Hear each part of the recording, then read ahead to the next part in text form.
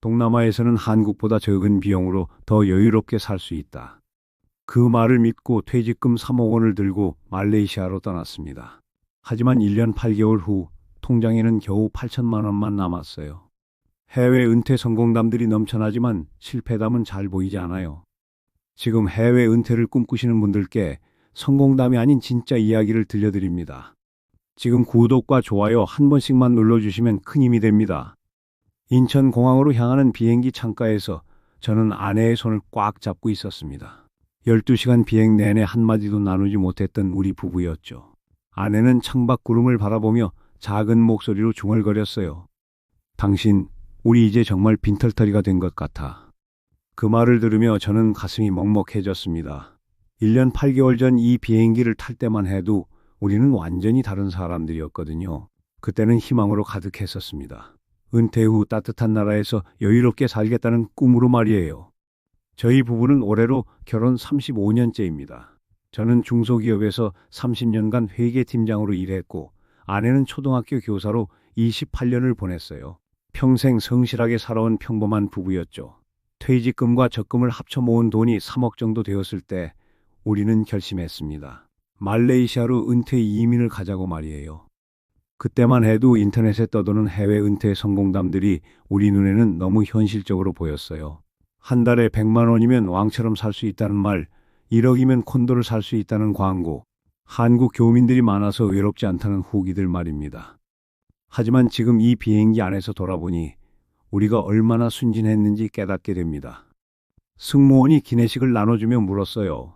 한국 음식 드시겠어요? 서양식으로 드시겠어요? 저는 주저없이 답했습니다. 한국 음식 주세요. 1년 8개월 만에 먹는 기내 한식이 이렇게 그리울 줄이야. 된장찌개 냄새만 맡아도 눈물이 날 것 같았어요. 아내가 조용히 말했습니다. 여보, 우리 왜 이제야 깨달았을까? 집이라는 게 건물이 아니라 사람이었다는 걸. 저는 고개를 끄덕였어요. 맞습니다. 우리가 그리워한 건 따뜻한 날씨가 아니었어요. 마트에서 물건값 흥정할 때 점원과 나누는 한국말이었고, 동네 병원에서 의사 선생님이 어르신 괜찮으세요? 라고 물어봐주는 그 정겨운 말이었습니다. 비행기는 이제 한국 상공을 날고 있었어요. 창밖으로 보이는 야경이 예전과는 전혀 다르게 느껴졌습니다. 1년 8개월 전에는 여기서 벗어나고 싶다던 그 도시가 이제는 돌아왔다는 안도감을 주는 곳이 되었거든요. 저는 가방에서 여권을 꺼내 들여다봤습니다. 입국 스탬프와 출국 스탬프가 빼곡했어요. 말레이시아 입국이 2022년 3월, 그리고 오늘 출국이 2024년 11월. 1년 8개월이라는 시간이 여기에 고스란히 담겨 있었습니다. 그 시간 동안 우리가 잃은 건 돈만이 아니었어요. 자존심도, 건강도, 미래에 대한 확신도 모두 잃었습니다. 3억이라는 평생 모은 돈 중 상당 부분이 의료비와 각종 예상치 못한 비용으로 사라졌어요. 더 아픈 건 마음이었습니다. 우리는 성공적인 해외 은퇴 사례가 될 거라고 믿었는데 결국 실패 사례가 되어 돌아오는 거였거든요. 저는 주머니에서 휴대폰을 꺼내 은행 앱을 확인했어요. 남은 돈이 얼마나 되는지 보려고요. 화면에 나타난 잔액을 보고 한숨이 나왔습니다. 떠날 때 3억이었던 돈이 이제 겨우 8천만 원 남았어요. 부동산 손실이 가장 컸습니다. 급하게 처분하느라 4천만 원 손해를 받고 의료비와 각종 법무 비용까지 합치면 정말 많은 돈이 나갔어요. 1년 8개월 만에 2억 2천만 원이 사라진 거였죠. 기장의 안내 방송이 나왔어요. 승객 여러분, 잠시 후 인천국제공항에 착륙하겠습니다.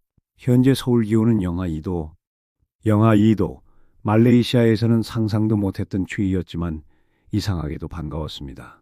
이 추위가 바로 우리가 그리워했던 것이었거든요. 계절이 있는 삶, 김장 준비하며 분주해지는 겨울, 두터운 패딩을 입고 거리를 걷는 사람들의 모습 말입니다. 비행기가 활주로에 내려앉았습니다. 그런데 이상했어요. 우리는 성공한 여행을 마치고 돌아온 게 아닌데 왜 이렇게 홀가분한 기분이 드는 걸까요? 아내가 제 손을 꽉 잡으며 말했어요. 여보, 이제 우리 진짜 집에 왔네. 네, 맞습니다. 우리는 이제 집에 왔어요. 비록 실패하고 돌아왔지만 그래도 집에 온 거였습니다. 하지만 여러분, 우리가 왜 이렇게 급하게 돌아와야 했는지 궁금하지 않으세요? 해외 은퇴의 꿈을 안고 떠났던 평범한 부부에게 도대체 무슨 일이 있었을까요? 평생 모은 3억 원이 어떻게 1년 8개월 만에 절반 이상 사라질 수 있었을까요? 그 시작은 바로 며칠 전 우리가 받은 한 통의 차가운 통보서부터였습니다. 그럼 이제 왜 우리가 이렇게 급작스럽게 짐을 쌀 수밖에 없었는지 말씀드릴게요. 지난달 일이었습니다. 그날 아침도 평소와 다르지 않았어요. 저는 콘도 1층 관리사무소에서 우편물을 받으러 갔습니다. 말레이시아에서는 우편물이 개인 우편함이 아니라 관리사무소에 모아져서 오거든요. 관리 직원 라지 씨가 저를 보더니 평소보다 표정이 어둡더라고요. 미스터 김, today have very important letter. 그가 건네준 봉투를 보는 순간 가슴이 철렁 내려앉았습니다. 발신이 말레이시아 이민국이었거든요. 봉투가 두꺼웠어요. 보통 간단한 통지서는 얇은 편지인데 이건 여러 장의 서류가 들어있다는 느낌이었습니다. 손이 떨려서 봉투를 뜯는데도 한참이 걸렸어요. 첫 번째 페이지를 펼치자마자 눈에 들어온 건 큼지막한 빨간 글씨였습니다. 비자 취소 통보서였어요. 영어로 빽빽하게 적힌 공문을 읽어 내려가는데 식은땀이 났습니다. 내용을 요약하면 이런 거였어요. MM2H 비자 갱신 조건을 충족하지 못했으니 이번 달 말까지 출국하라는 것이었습니다. 저는 그 자리에서 다리에 힘이 빠져 로비 소파에 주저앉았어요. 라지 씨가 걱정스러운 얼굴로 물어보더군요. 미스터 김, 오케이? 저는 고개를 젓고는 서둘러 집으로 올라갔습니다. 집에 들어서니 아내는 베란다에서 빨래를 널고 있었어요. 평화로운 일상의 모습이었죠. 저는 한참을 망설이다가 아내를 불렀습니다. 아내는 손을 닦으며 제 옆에 앉았어요. 저는 떨리는 손으로 그 공문서를 내밀었습니다. 아내는 처음에는 무슨 서류인지 몰라서 차근차근 읽어보더니 갑자기 얼굴이 하얘지더라고요. 사실 우리 부부는 비자 갱신 조건에 대해 제대로 알지 못했어요. MM 프로그램에 가입할 때 에이전트가 한 번 받으면 10년간 유효하다고만 했지. 중간에 조건을 충족해야 한다는 자세한 설명은 없었거든요. 아내와 저는 그날 하루 종일 인터넷을 뒤져가며 이민국 규정을 찾아봤어요. 그러다가 충격적인 사실을 알게 됐습니다. 우리가 놓친 조건이 한두 개가 아니었던 거예요. 첫째, 말레이시아 은행에 일정 금액 이상을 예치해야 하는데 우리는 그 돈을 부동산 계약금으로 빼서 썼습니다. 둘째, 매년 현지 세금 보고서를 제출해야 하는데 우리는 그런 의무가 있는 줄도 몰랐어요. 셋째, 거주지 변경 신고를 해야 하는데 콘도에서 다른 집으로 이사할 때 신고를 안 했습니다. 에이전트가 이런 걸 제대로 설명해주지 않았다고 분통을 터뜨렸지만 이미 늦었어요. 법적으로는 우리가 규정을 어긴 게 맞았거든요. 계약서에 다 적혀 있었는데 우리가 꼼꼼히 읽지 않았던 것뿐이었습니다. 저는 급하게 한국교민회에 연락을 했어요. 혹시 이런 일을 겪은 사람이 있는지 해결 방법이 있는지 알아보려고요. 교민회 회장 박상철 씨는 전화를 받자마자 한숨부터 쉬더라고요. 아, 김영님도 그런 일을 당하셨군요. 요즘 들어 이민국에서 단속이 정말 심해졌어요. 한두 달 전부터 우리 교민들한테 이런 통보가 연달아 나가고 있습니다. 박 씨 말로는 우리와 비슷한 처지에 놓인 교민이 벌써 20가 정도 넘는다고 했어요. 모두 MM 문제로 급작스럽게 출국 준비를 하고 있다는 거였죠. 형님, 솔직히 말씀드리면 이의 제기나 재심 신청도 해봤지만 받아들여지는 경우가 거의 없어요. 변호사 비용만 수백만 원 들고 결국 나가라고 합니다. 그 말을 듣고 나니 정말 절망적이었어요. 우리가 이곳에 정착하려고 들인 돈이 얼마인데 이렇게 갑작스럽게 떠나야 한다니요. 더 큰 문제는 다른 상황들이었어요. 통보서에 적힌 출국 기한이 다음 달 말까지였는데 그 사이에 처리해야 할 일들이 산더미였거든요. 무엇보다 콘도 처분이 문제였어요. 금매로 내놓으니 시세보다 훨씬 낮은 가격을 제시하는 사람들만 있었거든요. 더 기다리면 더 손해를 볼 것 같았고 그렇다고 콘도를 그대로 두고 갈 수도 없는 상황이었어요. 게다가 제 건강도 악화되고 있었습니다. 혈압이 계속 불안정해서 장거리 비행 자체가 위험할 수 있다고 의사가 경고했거든요. 하루라도 빨리 한국에서 안정적인 치료를 받아야 했어요. 집 정리, 이사짐 발송, 각종 해지 수속, 항공편 예약까지 해야 할 일은 많았지만 콘도 처분과 건강 문제 때문에 여유롭게 준비할 수가 없었습니다. 그 5일 동안 우리 부부는 정말 전쟁 같은 시간을 보냈습니다. 부동산 중개인에게 연락해서 콘도를 금매로 내놨는데 시세보다 4천만 원이나 낮은 가격에 팔 수밖에 없었어요.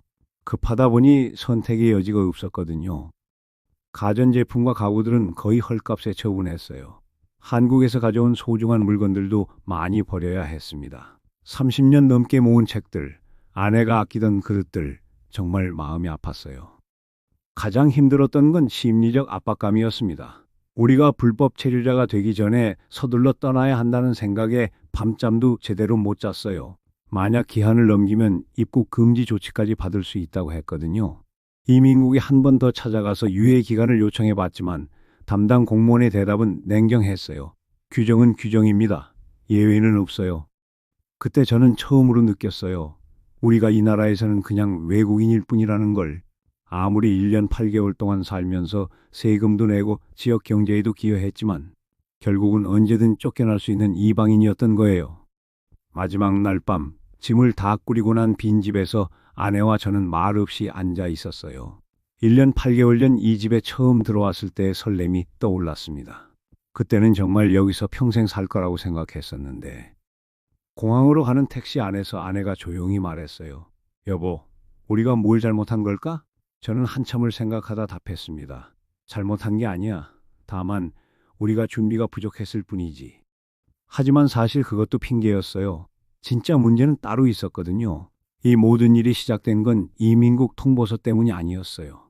우리를 정말로 무너뜨린 건 그보다 훨씬 전에 일어났던 다른 일이었습니다. 사실 이민국 통보서는 우리 문제의 마지막 단계였을 뿐입니다. 진짜 위기는 그보다 한 달 전에 시작됐거든요. 그날을 떠올리면 지금도 가슴이 두근거려요. 9월 말이었습니다. 평소보다 무더운 날씨가 계속되고 있었어요.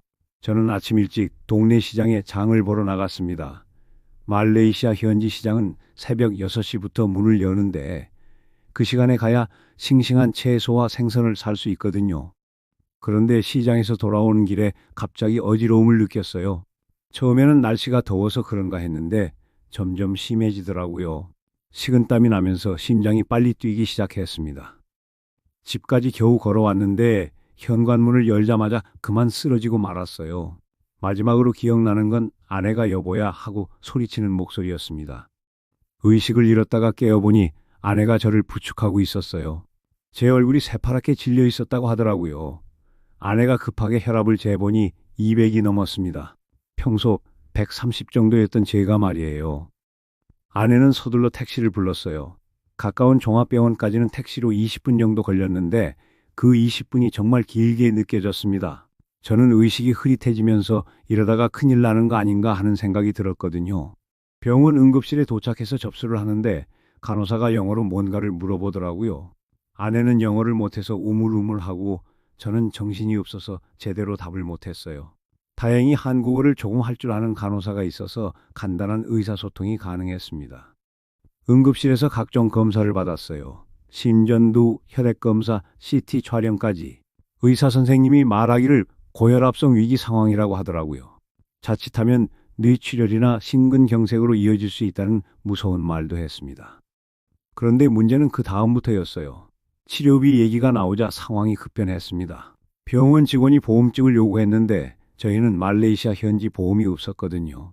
한국의 국민건강보험도 해외에서는 적용이 안 되고요. 통역을 해준 간호사가 전해준 말에 아내와 저는 깜짝 놀랐어요. 응급실 진료비만 해도 1,800링깃, 우리 돈으로 60만 원 가까이 되더라고요. 거기에 입원비, 약값까지 합치면 하루에 300만 원은 넘을 거라고 했습니다. 저희가 계산기를 두드려 보니 일주일만 입원해도 2,100만 원이 나오더라고요. 한국에서라면 건강보험 적용을 받아서 150만 원 정도면 될 일이 말이에요. 무려 14배 차이였습니다. 더 큰 충격은 따로 있었어요. 병원에서 제시한 치료 계획을 보니 최소 2주간 입원 치료가 필요하다는 거였어요. 그럼 총 치료비가 4천만 원을 넘을 수도 있다는 계산이 나왔습니다. 그 순간 저는 정말 막막했어요.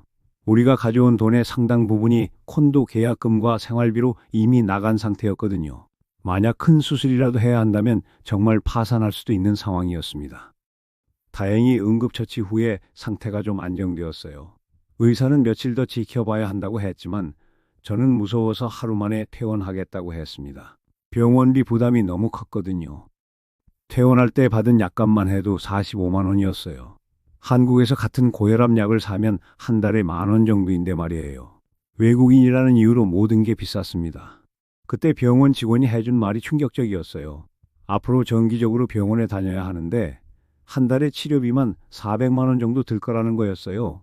우리 한 달 생활비가 150만 원 정도였는데 의료비가 그보다 3배나 많이 드는 거였죠. 집에 돌아와서 아내와 진지하게 얘기했어요. 제가 계속 이런 상태라면 몇 달 안에 우리 돈이 바닥날 거라는 계산이 나왔거든요. 아무리 물가가 싸다고 해도 아플 때 제대로 치료받을 수 없다면 무슨 소용이 있겠어요. 그날 밤 우리 부부는 길고 긴 대화를 나눴습니다. 한국에 있을 때는 당연하게 여겼던 것들이 여기서는 얼마나 소중한 건지 깨달았어요. 동네 병원에서 어르신 어디 아프세요? 라고 따뜻하게 물어봐주는 의사 선생님. 건강보험 덕분에 부담 없이 받을 수 있는 치료. 응급실에서도 언어 때문에 답답해하지 않아도 되는 환경 말입니다. 특히 무서웠던 건 언어 문제였어요. 여기가 아파요라는 간단한 말도 어떻게 표현해야 할지 몰라서 답답했습니다. 의사와의 소통도 문제였어요. 의학 용어들을 영어로 설명받아도 정확히 이해하기 어려웠거든요. 혹시 중요한 걸 놓치는 건 아닌지 불안했어요. 더 심각한 건 응급 상황에 대한 우려였어요. 만약 밤중에 응급실에 가게 된다면 통역해줄 사람도 없고 의사소통이 전혀 안 될 수도 있었거든요. 생사가 걸린 순간에 말이 안 통한다는 건 정말 무서운 일이었어요. 그때부터 저희는 본격적으로 귀국을 고민하기 시작했어요. 하지만 이미 콘도 계약금으로 들어간 돈, 이사 비용, 각종 정착 비용을 생각하면 쉽게 결정하기 어려웠습니다. 아내가 말했어요. 조금만 더 버텨보자. 혹시 괜찮아질 수도 있잖아. 그때까지도 우리는 희망을 버리지 못했어요. 하지만 현실은 우리 기대와 달랐습니다. 의료비 문제는 시작일 뿐이었거든요. 더 큰 문제들이 우리를 기다리고 있었습니다. 그 후 한 달 동안 저는 현지 병원을 3번 더 다녀야 했어요. 매번 치료비가 100만 원씩 나갔습니다. 그 돈이면 한국에서는 6개월치 치료비였는데 말이에요. 점점 우리 통장 잔고가 줄어드는 걸 보면서 불안감이 커졌습니다. 이런 식으로 계속 나가면 정말 큰일 날 것 같았어요. 하지만 그때까지도 우리는 몰랐습니다. 진짜 절망은 다른 곳에서 기다리고 있다는 걸 말이에요. 지금 생각해보니 위기의 징조는 의료비 문제보다 훨씬 전부터 있었어요. 제가 아프기 몇 달 전에 있었던 일들을 말씀드릴게요. 그때까지 우리는 한인회 활동에 별로 관심이 없었거든요. 젊은 사람들 위주로 운영되는 것 같아서 우리 같은 은퇴자들이 끼어들기 어려울 거라고 생각했어요. 하지만 말레이시아 생활이 생각만큼 쉽지 않다는 걸 느끼면서 생각이 바뀌었습니다. 혹시 같은 어려움을 겪은 교민들이 있다면 서로 도움을 주고받을 수 있지 않을까 싶었거든요. 특히 의료보험이나 병원 정보 같은 것들을 나눌 수 있을 거라고 기대했어요. 한인회 모임은 매월 둘째 주 토요일에 쿠알라룸푸르 시내 한 호텔에서 열렸어요. 우리가 사는 곳에서는 차로 1시간 반 정도 걸리는 거리였습니다. 가는 길에 아내와 저는 기대감이 부풀어 있었어요. 호텔 연회장에 들어서니 예상보다 많은 사람들이 모여 있었어요. 대략 60명 정도 되어 보였는데 연령대가 정말 다양했습니다. 20대 사업가부터 70대 은퇴자까지 말이에요. 접수를 하면서 명찰을 받았는데 거기에 이름과 거주 지역, 직업이 적혀 있었어요. 명찰을 보니 정말 다양한 사람들이 있더라고요. IT 사업을 하는 젊은 사람들, 현지에서 식당을 운영하는 분들, 그리고 우리처럼 은퇴 후 이주한 중장년층들까지요. 행사 진행은 한인 회장인 최미수 씨가 맡았어요. 40대 초반으로 보이는 젊은 사업가였습니다. 현지에서 부동산 중개업을 하고 있다고 하더라고요. 그는 신규 회원들을 소개하는 시간에 저희 부부를 무대 앞으로 불러냈어요. 사람들이 박수를 쳐줬지만 왠지 시큰둥한 느낌이었어요. 특히 같은 연령대로 보이는 분들의 반응이 그랬습니다. 나중에 알게 된 건데 은퇴 이민자들 사이에서도 묘한 경쟁의식이 있더라고요. 모임이 끝나고 뒤풀이 시간에 몇 분과 이야기를 나눠봤어요. 우리와 비슷한 시기에 이주한 박철민 씨라는 분이 있었는데 그분과 얘기하다가 충격적인 사실을 알게 됐습니다. 박 씨는 저희보다 8개월 먼저 와서 정착한 분이었어요. 겉으로는 성공적으로 적응한 것처럼 보였지만 실상은 달랐습니다. 그분도 의료비 문제로 고생하고 있었고 비자 갱신 조건도 제대로 몰라서 전전긍긍하고 있다고 하더라고요. 더 놀라운 건 다른 분의 이야기였어요. 60대 후반의 강영철 씨는 한국에서 중소기업을 운영하다가 은퇴 후 이곳에 온 분이었는데 현지 사업 투자에서 큰 손실을 본 상태였어요. 강 씨는 젊은 교민들이 좋은 투자처가 있다고 해서 맡겼는데 알고 보니 사기였다고 했어요. 2억 5천만 원을 날렸다는 거였죠. 그런 일을 당했는데도 한인회에서는 아무도 도와주지 않았다고 했어요. 오히려 나이 들어서 욕심부렸다는 식으로 뒷말만 나왔다는 거예요. 심지어 일부 젊은 교민들은 강 씨를 피하기 시작했다고 했습니다. 돈 잃은 사람과 엮이면 자신들에게도 안 좋은 소문이 날까 봐서였죠. 저는 그날 한인회 모임에서 실망감만 가득 안고 돌아왔어요. 기대했던 따뜻한 공동체는 찾을 수 없었거든요. 오히려 서로의 성공을 과시하고 실패담은 숨기려는 분위기였습니다. 아내도 비슷한 경험을 했다고 하더라고요. 여성 모임에서 만난 분들이 대부분 자기 자랑만 늘어놓았다는 거예요. 우리는 콘도 2채 샀다. 우리 남편은 현지 사업으로 대박 났다. 이런 식으로요. 정작 어려운 일이 있어서 조언을 구하려 하면 말을 돌리거나 피하는 분위기였어요. 마치 약점을 보이면 안 되는 경쟁 상황 같았습니다. 그 후로도 몇 번 더 한인회 모임에 참석해 봤지만 상황은 마찬가지였어요. 표면적으로는 화기애애해 보이지만 실제로는 각자의 이해관계만 따지는 분위기였습니다. 특히 기억에 남는 건 한 번은 제가 의료보험 문제로 고민이라고 털어놓았을 때였어요. 한 분이 그런 기본적인 것도 알아보지 않고 왔냐는 식으로 말하더라고요. 도움을 청했는데 오히려 무시당한 기분이었습니다. 젊은 교민들과 은퇴 교민들 사이의 벽도 느꼈어요. 젊은 사람들은 사업 얘기에만 관심이 있었고 우리 같은 은퇴자들의 고민에는 별로 관심을 보이지 않았어요.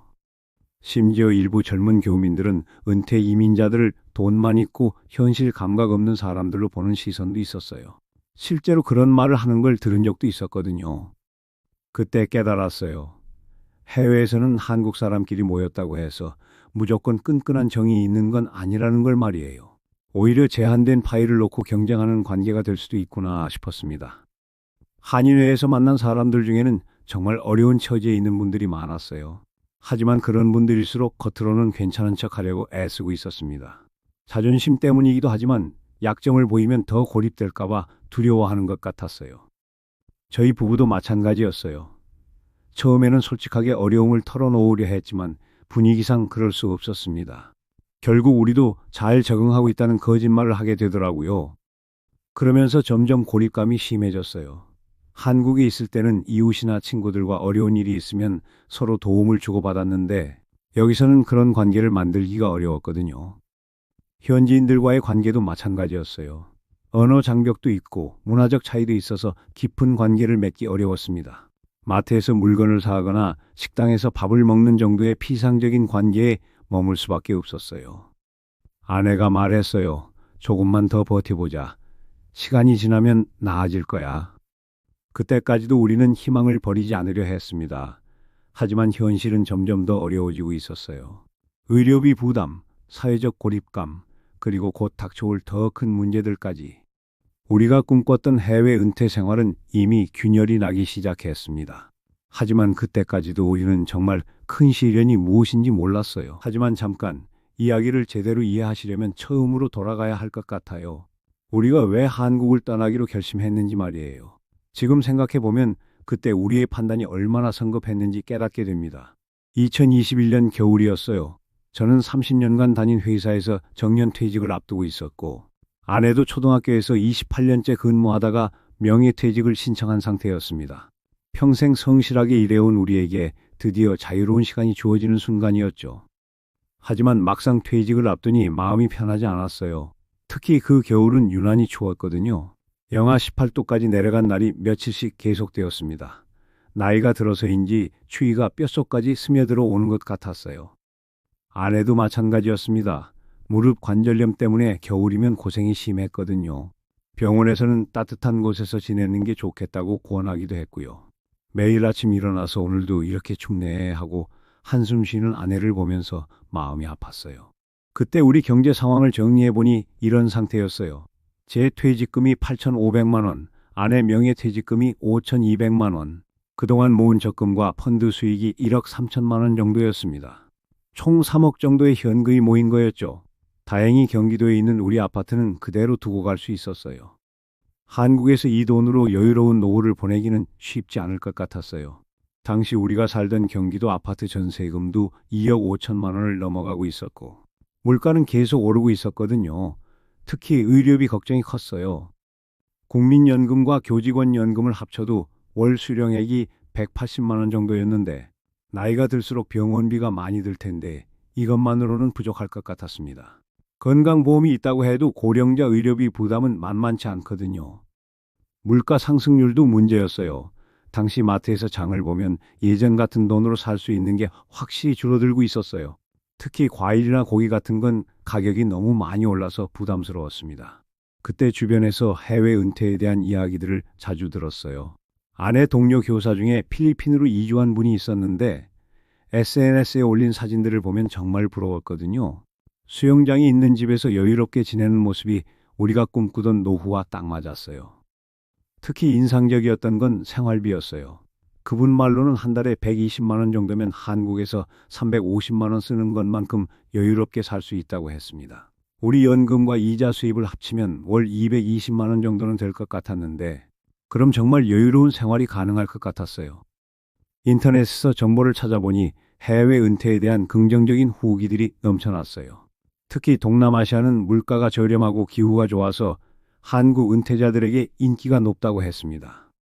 유튜브에서 해외 은퇴 관련 영상들을 보면서 더욱 확신이 들었어요. 실제로 이주한 분들이 한국에서 힘들게 살 이유가 없다고 말하는 걸 들으니까 정말 그런 것 같았거든요. 말레이시아가 눈에 들어온 건 MGC 프로그램 때문이었어요. 정부에서 공식적으로 장기 거주를 허용하는 제도라고 하니까 안전해 보였거든요. 또 영어가 통하고 의료 시스템도 나쁘지 않다는 정보들이 있었어요. 아내와 저는 몇 달 동안 꼼꼼히 알아봤어요. 인터넷 카페에 가입해서 먼저 이주한 분들의 후기도 읽어보고 관련 세미나에도 참석해봤습니다. 코엑스에서 열린 해외 이주 박람회에도 다녀왔어요. 그런데 지금 생각해보면 그때 본 정보들은 대부분 좋은 얘기만 골라서 본 것 같아요. 성공 사례들, 아름다운 풍경 사진들, 저렴한 생활비 계산서들. 정작 어려움을 겪고 있는 사람들의 이야기는 잘 보이지 않았거든요. 세미나에서 만난 이주 전문가들도 장밋빛 미래만 그려줬어요. 3억이면 20년은 걱정 없이 살 수 있다. 의료비도 한국보다 훨씬 저렴하다. 한국인 커뮤니티가 잘 형성되어 있어서 외롭지 않다. 이런 말들만 들었어요. 2022년 1월 드디어 저희 부부는 결심을 굳혔어요. 그해 3월에 말레이시아로 이주하기로 한 거였죠. 집안 정리를 하고 이삿짐을 보내고 각종 행정 절차를 밟느라 정말 바빴습니다. 친구들과 가족들은 대부분 반대했어요. 나이 들어서 왜 고생하려고 하냐? 한국이 살기 얼마나 좋은데. 언어도 안 되는 곳에서 어떻게 살려고 하냐? 이런 반응들이었죠. 특히 아들이 가장 걱정했어요. 아버지, 어머니 너무 성급한 것 같아요. 좀 더 신중하게 생각해 보세요. 하지만 우리는 확신에 차 있었어요. 충분히 준비했다고 생각했거든요. 떠나기 전 마지막 주에는 송별 모임들이 이어졌어요. 회사 동료들, 아내 학교 선생님들, 동네 친구들. 모두들 아쉬워하면서도 부러워하는 눈빛이었어요. 김영, 정말 부럽습니다. 우리도 언젠가는 따라갈게요. 그때만 해도 우리는 성공 사례가 될 거라고 믿었거든요. 먼저 가서 정착한 다음에 주변 사람들에게 좋은 정보를 알려주겠다는 생각도 했어요. 인천공항에서 말레이시아로 떠나는 비행기를 탈 때의 기분을 지금도 생생히 기억해요. 설렘이 90% 정도였죠. 새로운 인생이 시작된다는 기대감으로 가득했거든요. 비행기 창밖으로 보이는 한국의 모습을 보면서 생각했어요. 이제 우리는 자유다. 추운 겨울도 비싼 물가도 치열한 경쟁도 모두 뒤로 하고 여유로운 삶을 살 수 있다. 아내도 제 손을 꼭 잡으며 말했어요. 여보, 우리 정말 잘 결정한 것 같아. 이제 걱정 없이 살 수 있겠어. 그때만 해도 우리는 몰랐어요. 우리가 뒤로 한 것들이 사실은 얼마나 소중한 것들이었는지를. 추운 겨울이 있어야 따뜻한 봄이 더 반갑다는 것. 비싼 물가 속에서도 안전하게 받을 수 있는 의료 서비스가 얼마나 귀한지. 말이 통하는 사람들과 함께 사는 게 얼마나 중요한지 말이에요. 평생 모은 3억 원을 들고 떠날 때만 해도 그 돈이면 낙원에서 왕처럼 살 수 있을 거라고 믿었습니다. 은퇴는 따뜻한 나라에서 자유롭게 살자. 그때 했던 다짐이 이제는 얼마나 순진한 생각이었는지 깨닫게 됩니다. 하지만 현실은 우리 기대와 전혀 달랐어요. 낙원은 없었고 우리는 왕이 될 수 없었습니다. 오히려 우리를 기다리고 있던 건 상상도 못했던 시련들이었어요. 그런 희망찬 출발과는 달리 우리의 꿈은 생각보다 빨리 깨지기 시작했습니다.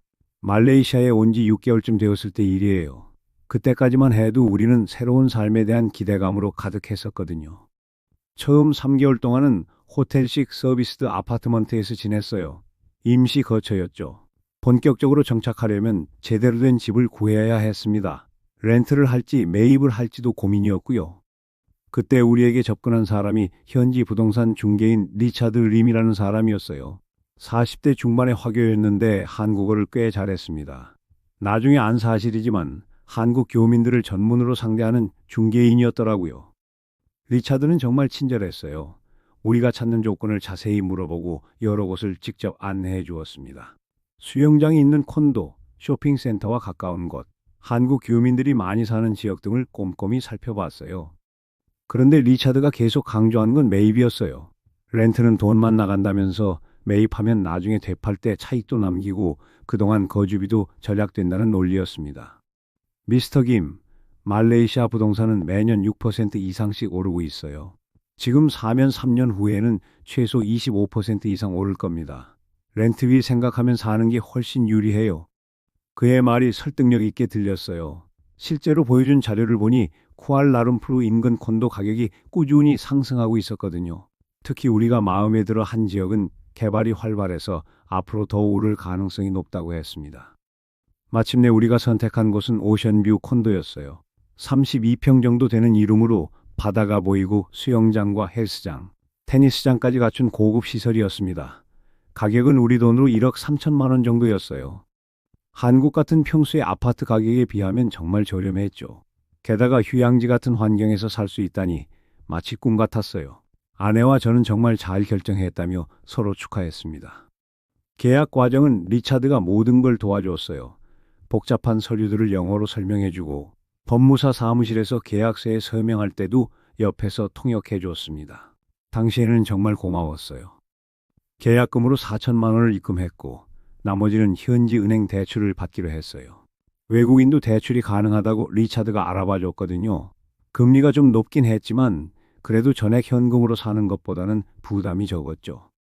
그런데 계약 후 한 달쯤 지났을 때부터 이상한 일들이 벌어지기 시작했어요. 먼저 관리사무소에서 연락이 왔는데 관리비 납부 방식이 바뀌었다는 거예요. 월 관리비가 기존 60만 원에서 85만 원으로 올랐다는 통지를 받았습니다. 처음에는 단순한 인상인 줄 알았어요. 물가가 오르니까 관리비도 오를 수 있다고 생각했죠. 하지만 며칠 후 또 다른 통지서가 왔어요. 이번에는 콘도 단지 전체의 보수공사 때문에 특별 부담금을 내야 한다는 내용이었습니다. 특별 부담금이 무려 450만 원이었어요. 우리 같은 신규 입주자도 예외 없이 내야 한다는 거였죠. 이런 비용이 추가로 든다는 얘기는 계약할 때 전혀 들어본 적이 없었어요. 저는 급하게 리차드에게 연락했어요. 이런 비용들이 왜 계약서에 명시되지 않았냐고 물어봤죠. 그런데 그의 대답은 의외였어요. 미스터 김, 이런 건 콘도 생활하면서 생기는 일반적인 비용이에요. 한국도 마찬가지 아닌가요? 계약서에 다 적을 수는 없는 거죠. 그 말을 듣고 저는 뭔가 이상하다는 생각이 들었어요. 한국에서도 관리비 인상이나 특별 부담금이 있긴 하지만 이렇게 갑작스럽고 큰 금액은 아니었거든요. 더 큰 문제는 임시 입주 후에 생겼어요. 잔금 대출 승인이 늦어지고 있다는 연락을 받았습니다. 계약금만 내고 임시로 입주했는데 처음에는 서류 보완 때문이라고 했는데 나중에 알고 보니 정부 정책이 바뀌어서 외국인 대출 조건이 까다로워졌다는 거예요. 결국 대출 한도가 처음 약속했던 것보다 4천만 원이나 줄었어요. 그 돈을 현금으로 추가 납부해야 한다는 통지를 받았습니다. 우리가 가져온 자금 계획이 완전히 틀어진 거였죠. 아내와 저는 그때부터 불안해지기 시작했어요. 계약할 때는 평생 문제 없다던 리차드의 말이 계속 머릿속에 맴돌았거든요. 하지만 현실은 문제투성이었어요. 설상가상으로 이웃 호수에서 누수 사고가 났는데 그 피해 복구비까지 우리가 분담해야 한다는 통지가 왔어요. 콘도 전체가 연대 책임이라는 이유였습니다. 한국에서는 상상도 못할 일이었어요. 그때쯤 되니까 우리 주변 한국인 교민들 얘기를 들어봐도 비슷한 경험을 한 사람들이 많더라고요. 계약할 때는 몰랐던 각종 부대 비용들이 나중에 계속 생긴다는 거예요. 더 황당한 건 리차드의 태도 변화였어요. 계약 전에는 하루에도 몇 번씩 안부를 물어봤는데 계약 후에는 연락도 잘 안 되고 만나자고 해도 바쁘다며 피하더라고요. 결국 우리는 법무사를 찾아가서 계약서를 다시 검토해달라고 했어요.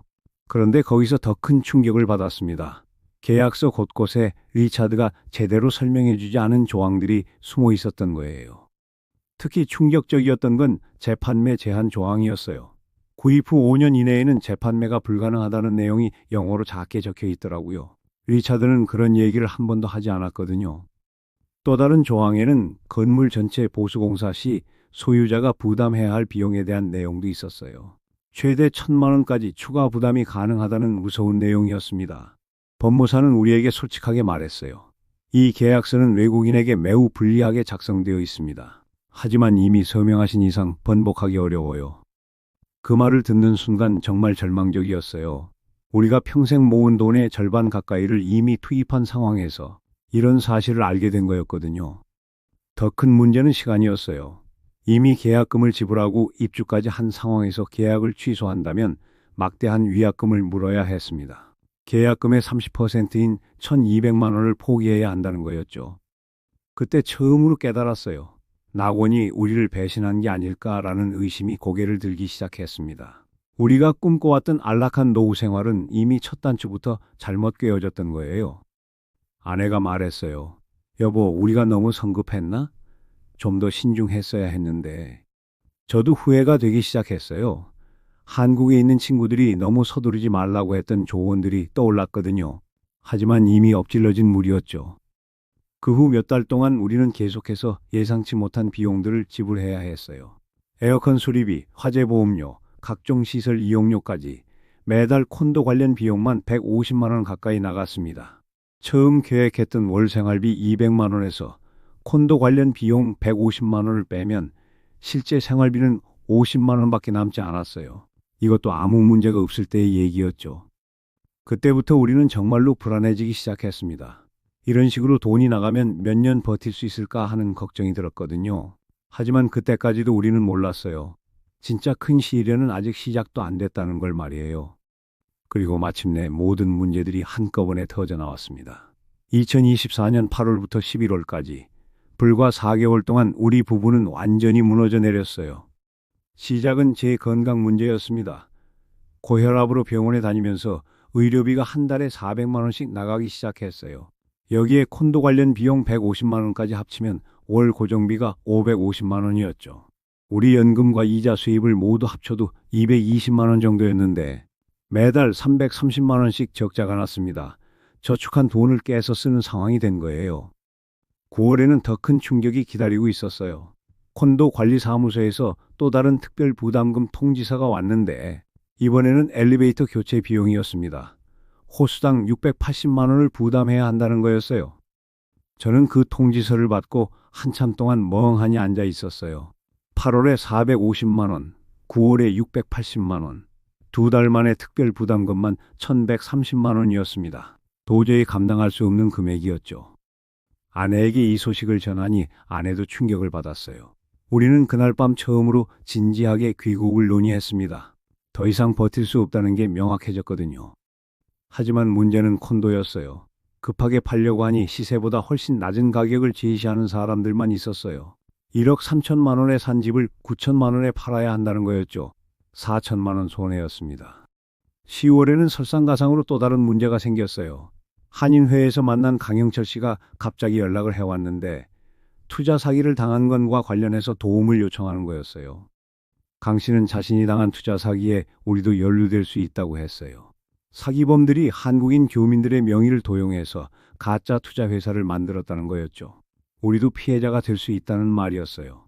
실제로 며칠 후 경찰서에서 연락이 왔어요. 투자 사기 사건 관련해서 조사를 받아야 한다는 거였습니다. 우리는 직접적인 피해자는 아니었지만 명의도용 가능성 때문에 수사 협조를 해야 했어요. 경찰서에서 하루 종일 조사를 받으면서 정말 억울했어요. 변호사 비용까지 들여가며 결백을 증명해야 했습니다. 그 과정에서 또 다른 사실을 알게 됐어요. 우리가 거주하고 있던 지역에 한국인 대상 사기범들이 많이 활동하고 있다는 거였어요. 부동산, 투자, 사업 등 다양한 명목으로 한국 교민들을 노리고 있었습니다. 경찰관이 말하기를 우리 같은 은퇴 교민들이 특히 표적이 되기 쉽다고 했어요. 언어가 서툴고 현지 법률을 잘 모르고 목돈을 가지고 있으니까 사기범들에게는 좋은 먹잇감이라는 거였죠. 그 말을 듣고 정말 무서워졌어요. 우리가 살고 있는 곳이 안전하다고 생각했는데 실제로는 위험천만한 곳이었던 거예요. 11월 초에는 급기야 비자 문제까지 터졌습니다. MM2H 비자 갱신 조건을 충족하지 못했다는 통보를 받은 거예요.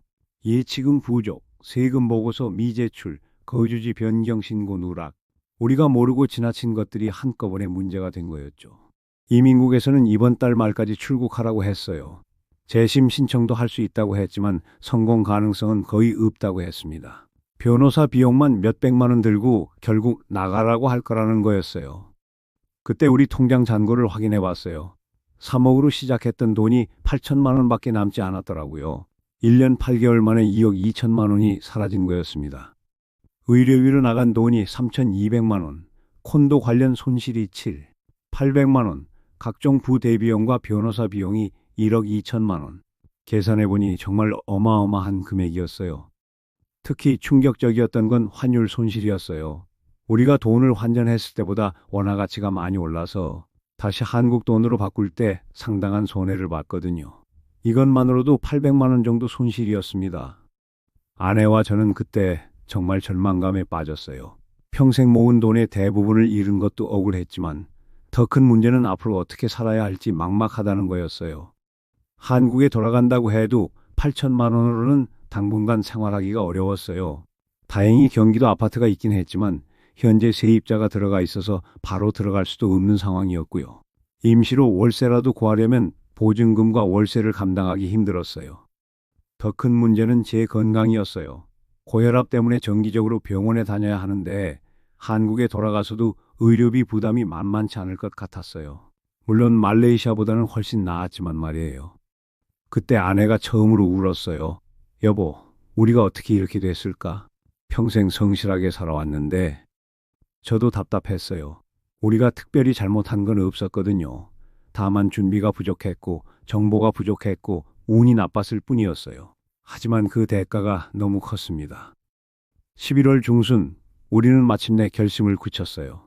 더 이상 버틸 수 없다는 걸 인정하고 한국으로 돌아가기로 한 거였죠. 콘도는 결국 9천만 원의 금매로 처분했어요. 4천만 원 손해였지만 더 늦으면 더 큰 손해를 볼 것 같았거든요. 가전제품과 가구들은 거의 헐값에 넘겼고 한국에서 가져온 소중한 물건들은 대부분 버려야 했어요. 5일 동안 모든 걸 정리하면서 정말 전쟁 같은 시간을 보냈습니다.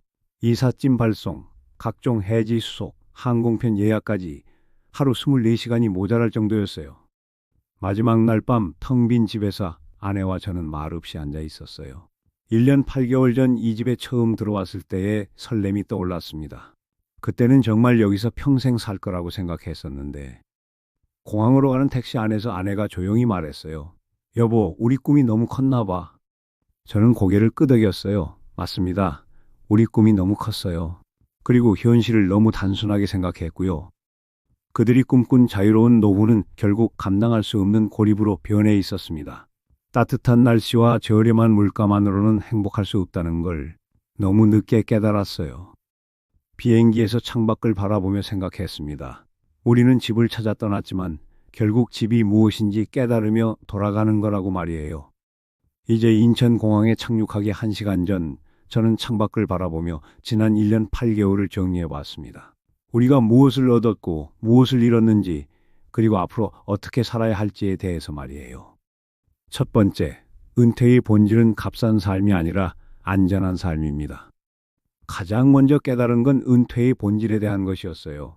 우리는 은퇴를 값싼 삶으로 생각했는데 사실은 안전한 삶이 훨씬 중요하다는 걸 알게 됐습니다. 말레이시아에서 한 달 생활비가 150만 원 정도 들었는데 한국에서는 200만 원 정도 들었어요. 겉으로 보면 50만 원 절약한 셈이죠. 하지만 의료비, 각종 부대 비용, 예상치 못한 지출들을 합치면 오히려 한국보다 훨씬 많이 나갔어요. 특히 아플 때 드는 비용은 상상을 초월했습니다. 제가 고혈압으로 병원에 다닐 때 한 달에 400만 원이 나갔는데 한국에서는 건강보험 적용받아서 30만 원 정도면 될 일이었거든요.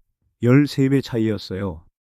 둘째, 의료, 언어, 사회적 네트워크가 노후의 진짜 자산입니다.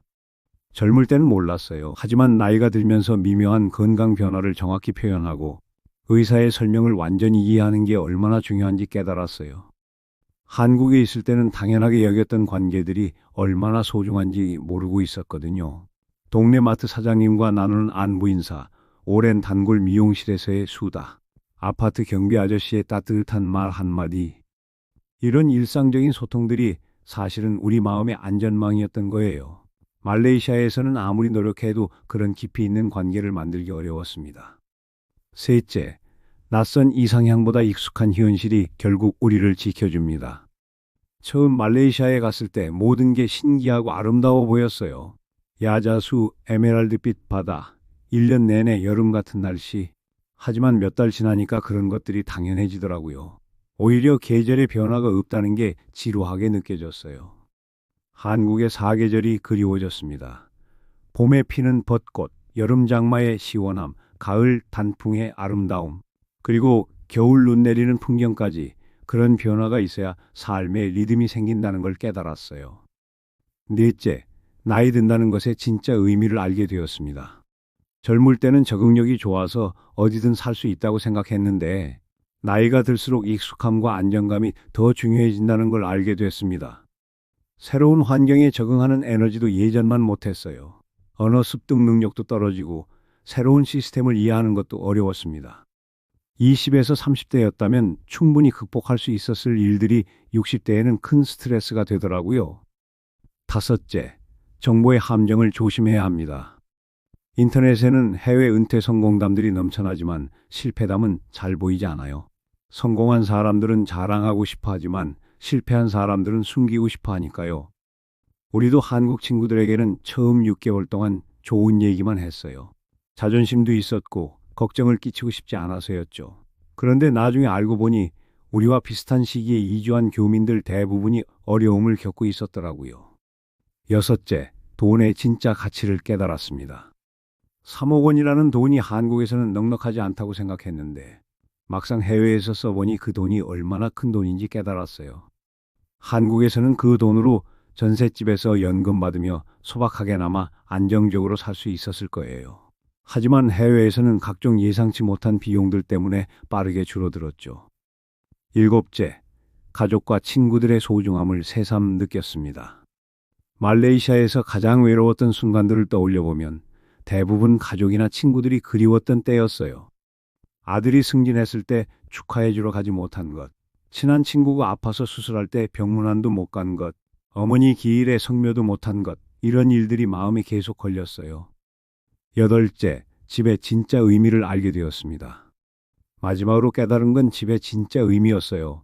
집이라는 건 건물이 아니라 사람이고 관계이고 추억이라는 거였어요. 아무리 좋은 콘도에서 살아도 그곳은 우리 집이 아니었어요. 30년 넘게 정들었던 동네, 아이들 키우며 만든 추억들, 이웃들과 쌓은 정, 그런 것들이 진짜 집을 만드는 거더라고요. 실질적인 조언들, 이런 깨달음들을 바탕으로 몇 가지 실질적인 교훈을 정리해 봤어요. 먼저 해외 은퇴를 고려한다면 최소 1년 이상 현지에서 살아보고 결정하라는 것입니다. 관광으로 며칠 다녀온 것과 실제로 생활하는 것은 완전히 다르거든요. 둘째, 의료비 부담을 철저히 계산해 봐야 해요. 나이가 들수록 병원에 갈 일이 많아지는데 외국인 의료비는 상상 이상입니다. 셋째, 비자나 거주 조건을 꼼꼼히 확인해야 해요. 에이전트의 말만 믿지 말고 직접 관련 법규를 찾아보는 게 좋습니다. 넷째, 부동산 투자는 신중해야 해요. 외국인에게 불리한 조건들이 많고 급매 시 큰 손실을 볼 수 있거든요. 마지막으로 사회적 안전망을 고려해야 해요. 문제가 생겼을 때 도움받을 수 있는 곳이 있는지, 신뢰할 수 있는 사람들이 있는지 미리 확인해 보는 게 중요합니다. 이제 비행기가 인천공항에 착륙합니다. 창밖으로 보이는 한국의 불빛들이 예전과는 전혀 다르게 보여요. 1년 8개월 전에는 벗어나고 싶다던 곳이 이제는 돌아왔다는 안도감을 주는 곳이 됐어요. 남의 집들이 더 푸르르 보여도 내 집 마당 흙이 가장 따뜻한 법이지. 어머니가 생전에 자주 하시던 말씀이 이제야 진짜 의미로 와닿습니다. 비행기 엔진 소리가 점점 커지면서 바퀴가 활주로에 닿았습니다. 인천공항에 도착한 순간 저와 아내는 서로를 바라보며 조용히 미소를 지었어요. 그 미소에는 안도감, 해방감, 그리고 새로운 희망이 모두 담겨 있었습니다. 공항 입국장을 나서면서 한국의 차가운 공기를 마셨어요. 12월 초에 영하 3도 날씨였지만 이상하게도 따뜻하게 느껴졌습니다. 이 추위가 바로 우리가 그리워했던 것이었거든요. 아들이 마중 나와 있었어요. 1년 8개월 만에 보는 아들의 얼굴이 많이 성숙해져 보였습니다. 아들은 우리를 꽉 안아주며 어머니, 아버지 고생 많으셨어요 라고 말했어요. 그 말에 아내의 눈에서 눈물이 흘러내렸습니다. 차 안에서 아들이 물었어요. 아버지, 어머니 많이 힘드셨죠? 저는 고개를 끄덕이며 답했습니다. 힘들었지. 하지만 좋은 공부였어.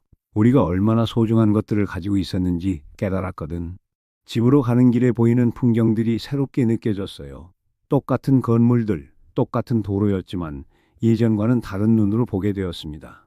이 모든 게 우리가 속한 곳이고 우리를 받아준 곳이라는 생각이 들었거든요. 며칠 후 우리는 새로운 삶을 시작했습니다.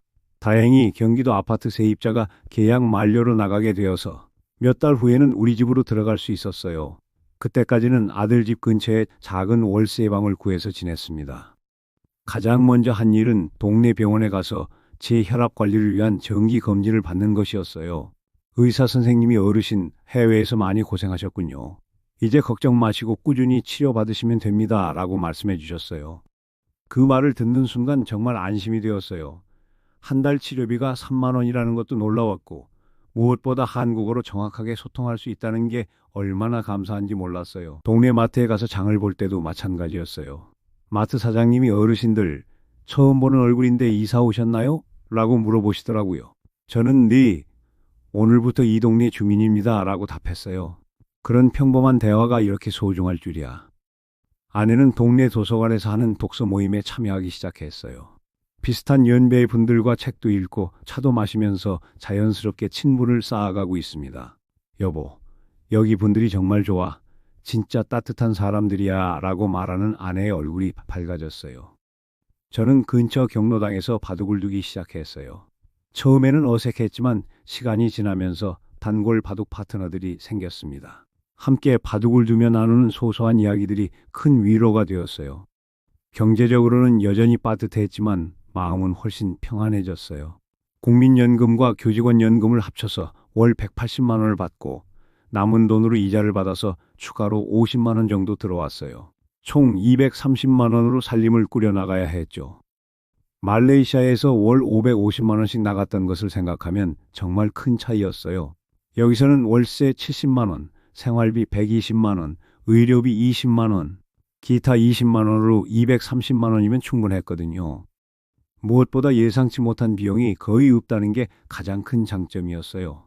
갑자기 특별 부담금이 나온다거나 의료비가 폭등한다거나 비자 문제로 급하게 나가야 한다거나 하는 일이 없으니까 마음이 편했습니다.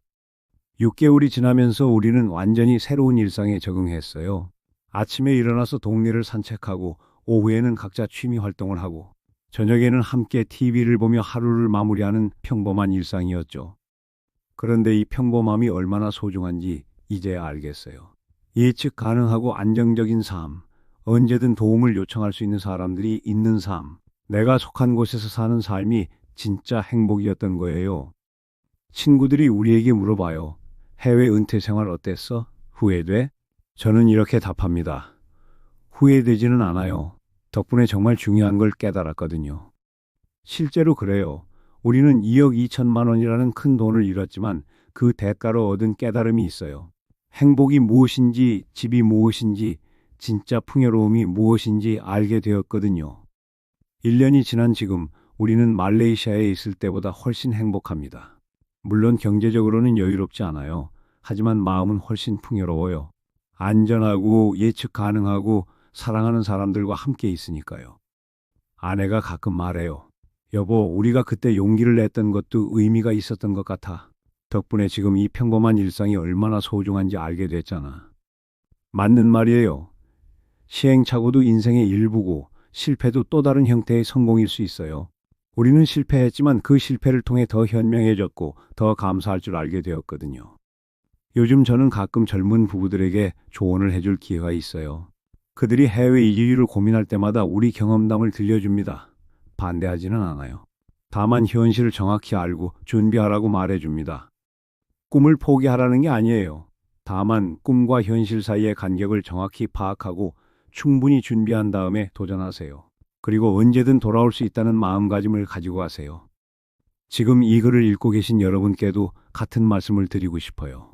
해외 은퇴가 무조건 나쁘다는 게 아니에요. 다만 신중하게 준비하시고 현실적으로 접근하시기 바랍니다. 특히 50대 이후 중장년층이라면 더욱 신중해야 해요. 젊을 때와 달리 적응력이 떨어지고 건강 문제도 많아지고 사회적 관계도 중요해지거든요. 여러분이라면 어떤 선택을 하시겠어요? 낯선 해외에서의 모험적인 노후를 선택하실 건가요? 아니면 익숙한 고향에서의 안정적인 노후를 선택하실 건가요? 정답은 없어요. 각자의 상황과 가치관에 따라 다를 수 있거든요. 다만 어떤 선택을 하든 충분히 준비하시고 현실을 정확히 파악한 후에 결정하시기 바랍니다. 우리 부부는 이제 새로운 꿈을 키우고 있어요. 거창한 꿈은 아니에요. 건강하게 오래 살면서 자녀들과 손주들을 돌보고 이웃들과 정을 나누며 평범하게 사는 것이죠. 그리고 언젠가 우리와 비슷한 고민을 하는 분들에게 도움이 될 수 있는 일을 해보고 싶어요. 실패 경험도 누군가에게는 소중한 교훈이 될 수 있으니까요. 창밖으로 눈이 내리기 시작합니다. 올겨울 첫눈이에요. 1년 8개월 전에는 이 추위와 눈 때문에 떠나고 싶어 했는데 이제는 이 모든 게 그립고 소중해요. 아내가 제 손을 잡으며 말해요. 여보, 우리 정말 집에 온 것 같아. 네, 맞습니다. 우리는 이제 진짜 집에 와 있어요. 그리고 새로운 시작을 하고 있습니다.